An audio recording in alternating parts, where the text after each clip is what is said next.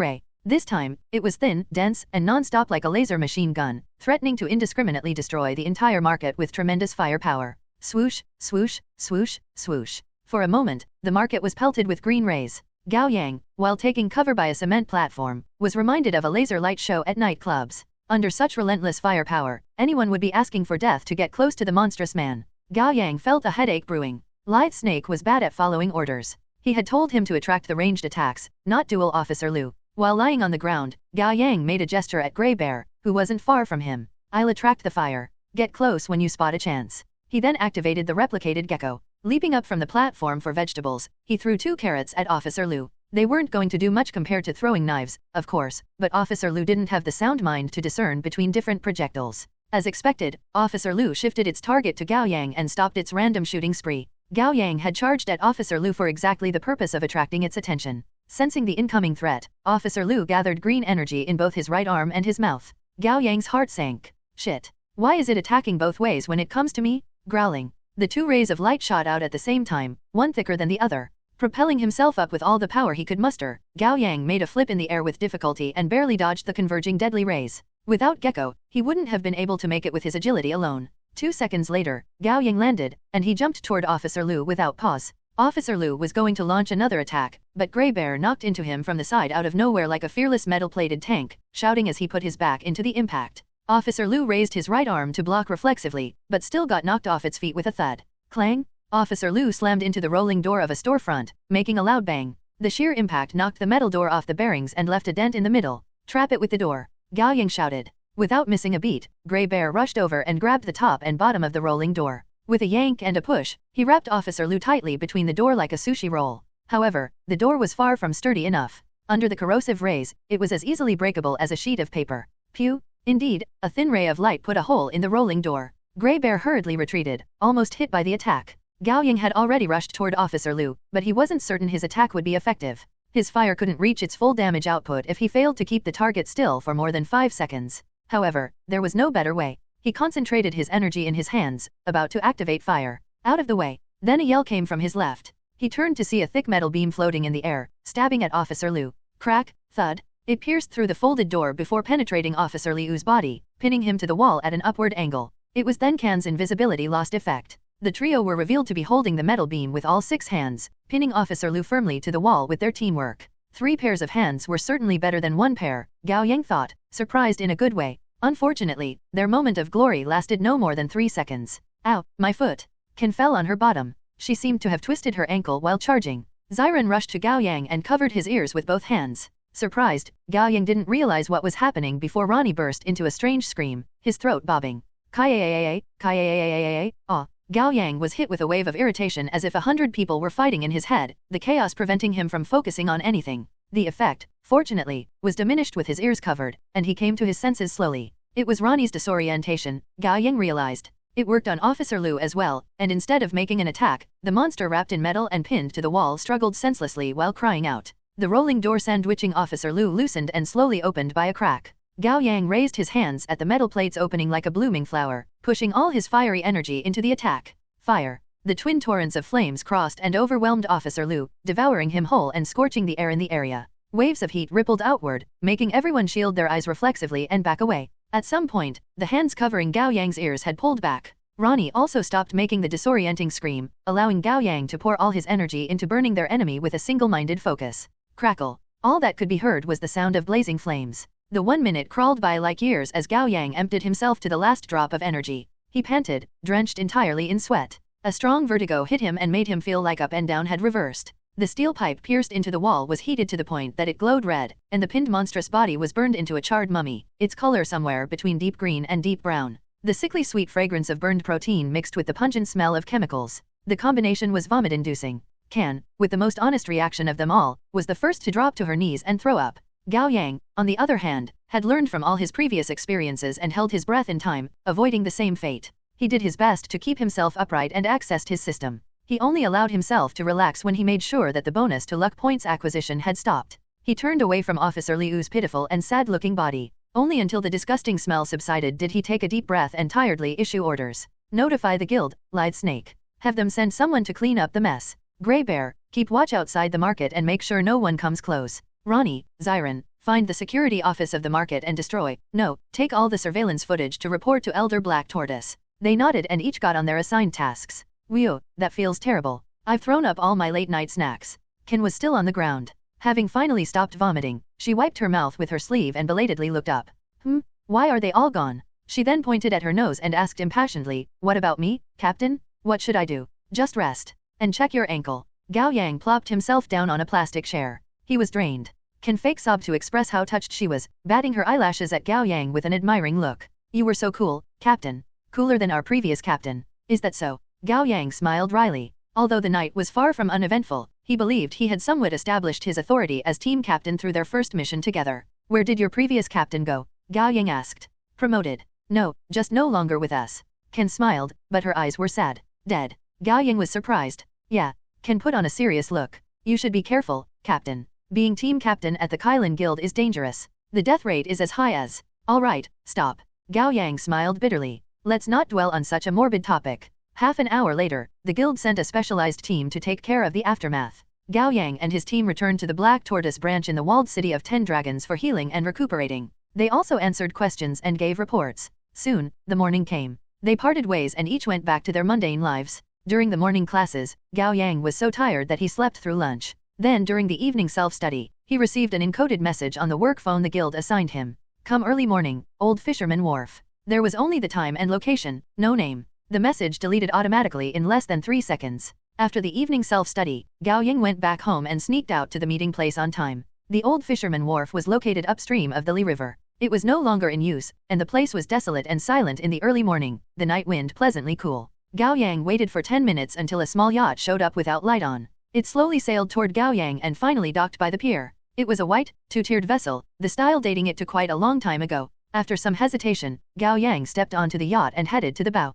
Here. A voice came from the inside, one that belonged to a middle-aged man. It was thick and velvety, the kind of voice a radio host would have. It also sounded familiar to Gao Yang. He seemed to have heard the voice before. Following it, he entered the interior of the yacht. Past a narrow hallway, there was a room on the left, the door slightly ajar with a line of warm orange light seeping out. Gao Yang knew that it was where the voice had come from, but just to be safe, he accessed the system first to make sure his luck points hadn't spiked before giving a polite greeting. Elder Black Tortoise. Yes, responded the voice. Come in. As expected, he was summoned by his superior. Gao Yang slowly walked toward the door and opened it to a small room. It was made into a bar with wall benches. Through the large porthole, one could see the lively late-night view of the districts on the other side of the river. A middle-aged man dressed in a classy gray shirt sat on the dark red sofa, holding a glass of red wine. The ceiling light was dim enough to create a romantic atmosphere. Gao Yang felt like he had come to the wrong place. This was more of a setting for lovers. The man looked slightly to the side with a graceful, reserved smile. Here you are, Seven Shadow. Gao Yang met his eyes and didn't hide his surprise.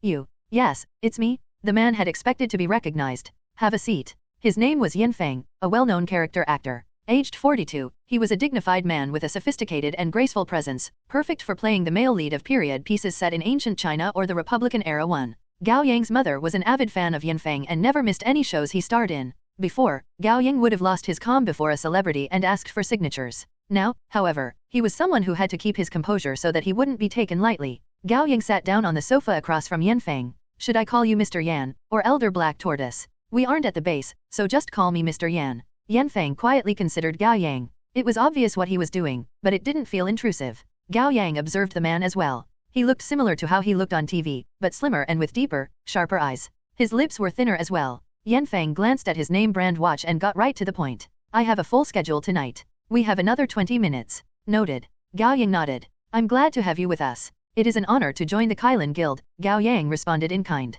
To be honest, your performance exceeded my expectations. In only 2 days, you found a mission on your own and finished it perfectly. I wouldn't call it perfect, Gao Yang said honestly. I was going to catch the Wanderer alive. It's good enough. The matter is of great importance to the guild. It defies common knowledge that monsters are killing their own as monsters, against the rules of the heavenly way. Whatever faction is supporting them, it must be quite the formidable kind. Yes, it seems to be a cult of sorts. The freerider mentioned the heavenly godbearer. I'm tentatively calling it the godbearer cult in my report. Yanfeng nodded. The 5th operations team has made a contribution. I'll note that down. Thank you, Elder, Gao Yang said politely. Yanfeng leaned toward him slightly, tapping on the rim of the wine bottle with his bony finger and eyeing Gao Yang with interest. Aren't you curious about the reason the Kailan Guild recruited you? Of course I am curious. But letting it show will put me at a disadvantage. I have to play it cool. Gao Yang said calmly, you'll tell me if you can tell me. Asking the question won't change anything. I'm liking you more and more. The guild has picked the right recruit. Yanfeng leaned back into the sofa and said in a soothing voice, there's no need to hide it. The reason is twofold. First, you're a rare case with 3 talents, 2 of them ranked among the top 30. That alone sets you apart in the world of awakeners. You're too kind. While responding with pleasantries, Gao Yang corrected in his mind, I actually have 4 talents. Still, the Kailan Guild sure had a robust intelligence network. Although his talents weren't exactly a secret, Gao Yang still felt like someone had uncovered his diary and read it. Yanfeng smiled faintly. The second reason has something to do with your talents as well. Lie detection, to be more specific. Gao Yang had an ominous feeling. Seriously? Again? Please don't let it be the case. Yanfeng chuckled and nodded as soon as he noticed Gao Yang's gaze. It seems you've guessed it. Gao Yang felt his stomach twist. Fuck. Won the period where the repi. Hello, everyone. As we wrap up this video, I want to share a quick note. I have a Patreon account. If you'd like to support me and enjoy on-demand audiobooks, you can become a Patreon member. Alternatively, you can check out my Google Drive link, which has 500+ novel audiobooks available through my Ko-fi or Patreon shop. I appreciate your support.